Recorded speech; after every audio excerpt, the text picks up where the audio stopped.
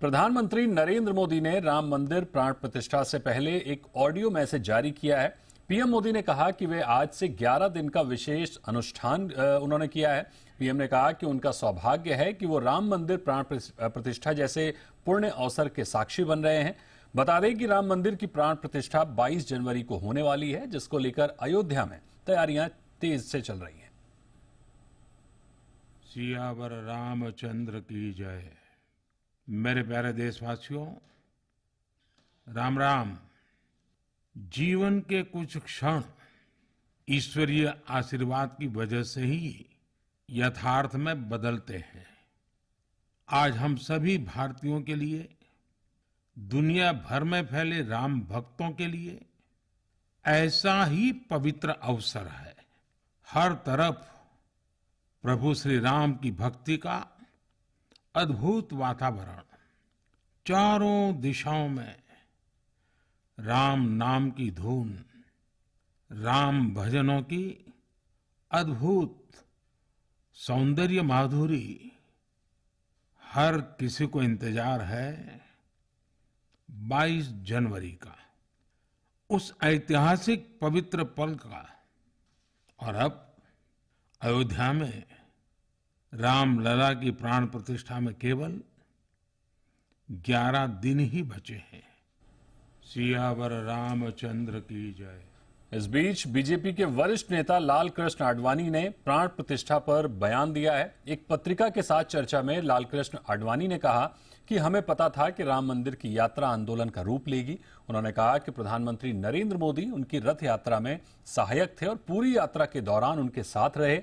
साथ ही लाल कृष्ण आडवाणी ने कहा कि अयोध्या में श्री राम मंदिर बनेगा, ये नियति ने पहले ही तय कर लिया था।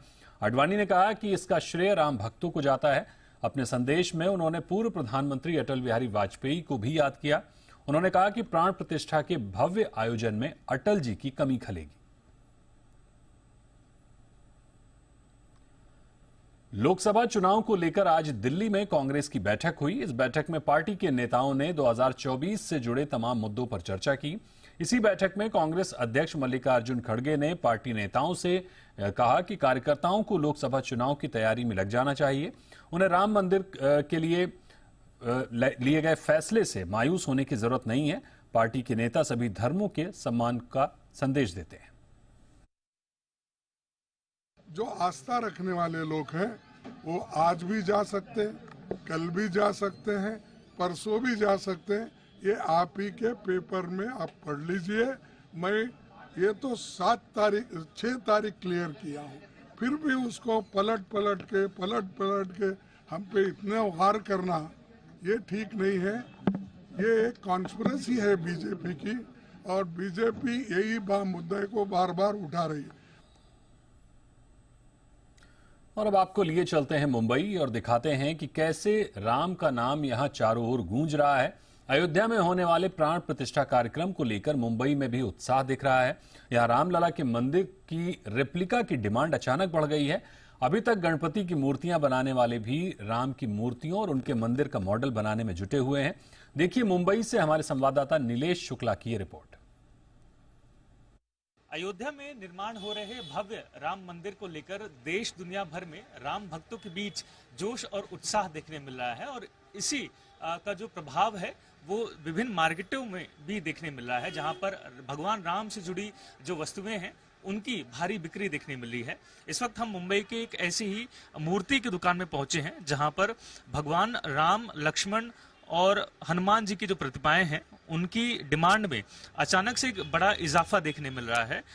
राम दरबार हो या अकेले प्रभु श्री राम की मूर्ति हो, प्रतिमा हो, उसकी भारी डिमांड देखने मिल रही है। और इसी के साथ साथ जो विशेष डिमांड इस बार देखने मिल रही है वो है निर्माणाधीन राम मंदिर। हमारे साथ बात करने के लिए इस दुकान के मालिक हैं, उनसे समझने की कोशिश करते हैं कि आखिर राम मंदिर निर्माण के साथ इस बार उनके बिजनेस में कितना और कैसे इजाफा देखने मिला है। सर, आपसे समझना चाहेंगे कि अयोध्या में राम मंदिर निर्माण हो रहा है, उसको लेकर देश दुनिया भर में राम भक्त उत्साहित नजर आ रहे हैं। आपकी दुकान में किस तरीके की जो डिमांड है मूर्तियों की, प्रतिमाओं की, वो देखने मिल रही है? राम मंदिर की डिमांड 15-20 दिन से बहुत ज़्यादा है, और अपने राम दरबार है, हनुमान है, इनकी बहुत ज़्यादा डिमांड है। सर हम देख रहे हैं आपने यहाँ पर जो राम मंदिर बन रहा है उसकी प्रतिमाएं भी रखी, उसकी 3D मॉडल भी बनाकर रखे हैं। क्या ये इस बार विशेष डिमांड की जा रही है, गोल्ड प्लेटेड या सिल्वर प्लेटेड इस किस्म की भी? गोल्ड प्लेटेड की डिमांड बहुत ज़्यादा है। डिमांड इतनी ज़्यादा है कि प्रोडक्शन से 3 गुना ज़्यादा डिमांड है। हमारे साथ कुछ ग्राहक भी हैं जो दुकान में यहाँ पर पहुंचे हैं, उनसे बात करने की कोशिश करते हैं। सर भगवान राम का मंदिर जो है अयोध्या में निर्माण हो रहा है, आप सब यहाँ पर उसके मॉडल लेने पहुंचे हैं, उसकी प्रतिमाएं लेने पहुंचे हैं, क्या कुछ विचार हैं आपके मन में? नहीं, हमारे मन में यही है कि हम तो वहाँ पे अयोध्या नहीं जा सकते, तो राम की प्रतिमा लेके घर पे ही हम 22 तारीख को अपना एक प्राण प्रतिष्ठापन घर पे करेंगे। वही हमारी भावना है और कुछ नहीं है। वो इसलिए आए, राम की प्रतिमा, सीता राम दरबार जो भी अच्छा लग रहा है वो ले रहे हम लोग। इसी तरीके की जो तस्वीर है वो देश भर से देखने मिल रही है, जहां जो राम भक्त हैं वो 22 जनवरी के दिन भले अयोध्या ना पहुंच सके, लेकिन अपने घरों में, अपने अपने शहरों में जो राम दरबार है उसे जुटाने में जुटे हैं, चाहे वो घर पर दिए जलाकर हो या इस तरीके के जो 3D मॉडल्स हैं भगवान राम की प्रतिमा हो, उसका जो है वो घर में उन्हें विराजमान कर रहे हैं। कई सारे लोग घरों में इन मंदिरों की प्राण प्रतिष्ठा कर रहे हैं ताकि भगवान राम का आशीर्वाद उन्हें अयोध्या से मुंबई तक मिलता रहे। कैमरा पर्सन सुमेश के साथ नीलेश शुक्ला, जी मीडिया, मुंबई। 22 जनवरी को अयोध्या के सरयू घाट पर दीपोत्सव होगा। सभी घरों, घाटों, मंदिरों में दीपोत्सव मनाया जाएगा। साथ ही इस पूरे कार्यक्रम का लाइव प्रसारण भी होगा। साथ ही योगी सरकार का निर्देश है कि 22 जनवरी को यूपी में स्कूल, कॉलेज बंद रहेंगे, सार्वजनिक अवकाश भी रहेगा। सरकारी कार्यालय और अस्पतालों से 22 जनवरी की सुबह स्वच्छता अभियान चलाने को कहा गया है।